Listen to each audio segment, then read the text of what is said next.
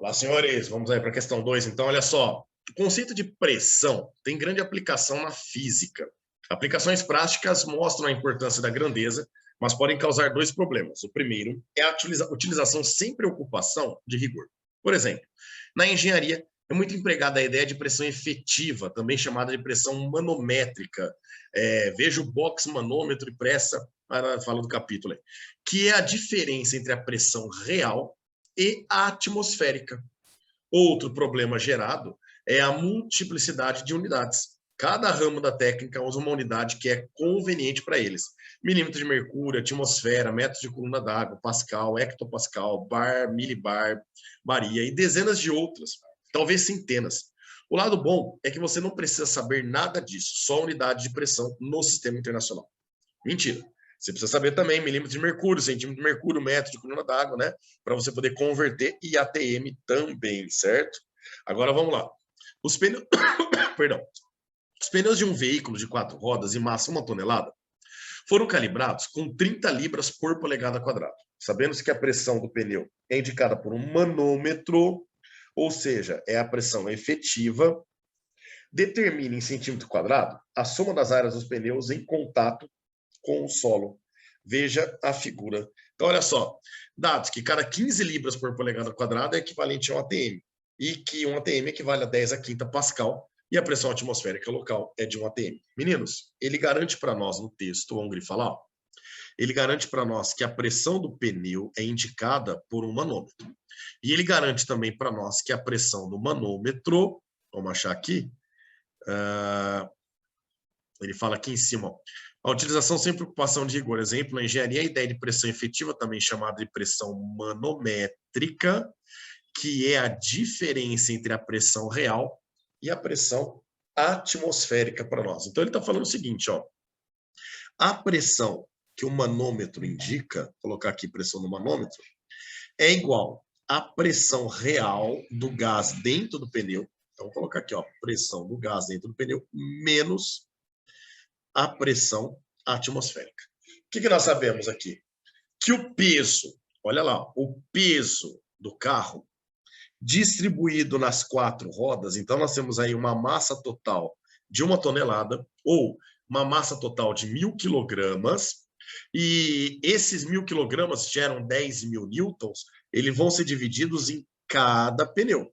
Então, o peso que cada pneu está sujeito aqui seria esse 10.000 newtons dividido por 4, já que são 4 rodas, certo? Portanto, a gente chega aí que cada roda está sujeita a uma força equivalente a 2.500 newtons, certo? A área de contato, vamos colocar aqui, ó, a área de contato do pneu com o asfalto é o que o exercício está perguntando para nós, né? Ó. Ele quer saber, determine a área em centímetros quadrados. Para isso, meninos, para a gente poder encontrar essa área, nós precisamos saber qual é a pressão que o gás aqui dentro do pneu está sujeito. Então, a gente precisa descobrir aqui, ó, a pressão do gás. E é isso que nós vamos fazer naquela primeira equação que nós montamos. Olha que bacana.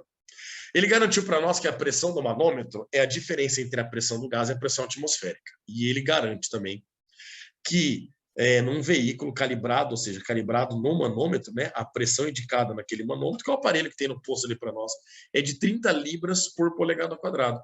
Moçadinha, é uma regrinha de 3. 15 libras por polegada ao quadrado gera um ATM. Portanto, a pressão indicada pelo manômetro vale 2 ATM. Então, vou colocar aqui, ó, pressão indicada no manômetro vale 2 ATM. Pressão interna do gás no pneu é o que nós queremos. E a pressão atmosférica vale 1 ATM. Esse 1 ATM negativo passa para o outro lado positivo. A gente descobre, portanto, que a pressão no gás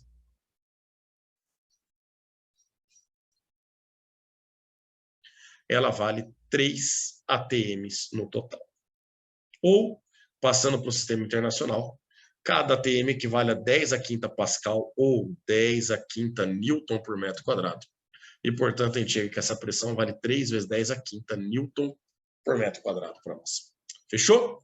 Dessa forma, agora, ó, nós sabemos que pressão é força sobre área. Portanto, a área da placa aqui do pneu, né, vai ser a força dividido pela pressão. A força seria o peso em cada roda para nós. E a pressão seria a pressão do gás interno. Portanto, nós vamos chegar aqui à área de contato com o pneu. É esse peso total em cada roda, que nós vimos aí que vale 2.500 newtons, certo? Em cada uma delas. Dividido pela pressão do gás, que nós vimos agora que vale 3 vezes 10 a quinta newton por metro quadrado. Portanto, nós vamos descobrir que a nossa área, né, de contato aí do pneu com o solo seria, nesse caso aí, dividir, né, fazer essa continha 2.500 dividido por 3 vezes 10 a quinta. Então, colocando aqui, ó, 2.500 dividido por 3, daí vai dar aproximadamente 833,3. E o 10 a quinta passando para cima fica 10 a menos 5 metros quadrados. Só que ele não quer em metros quadrados, ele quer essa área em centímetros quadrados, certo?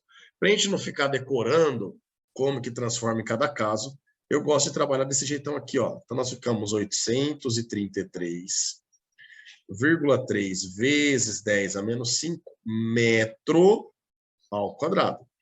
Esse metro, apenas um metro, a gente sabe que é 100 centímetros, certo? Ou 10 ao quadrado centímetros. Isso significa que, se a gente faz a distributiva aqui, ó, nós vamos chegar aqui, essa conta vai ficar 833,3 vezes 10 a menos 5. 10 ao quadrado fica 10 a quarta centímetros quadrados. Então, recapitulando, ó, eu transformei um metro, deixei o quadrado do lado de fora do parênteses, tá vendo? E transformei só o metro em centímetro. Cada metro tem 100 centímetros, 10 ao quadrado. E agora eu voltei o quadrado fazendo distributiva. 10 a menos 5 com 10 a quarta vai ficar 10 a menos 1. E aí, 10 a menos 1 vezes 833,3, a gente chega aqui, essa área é próximo de 83,3 centímetros quadrados. Isso, obviamente, em cada pneu.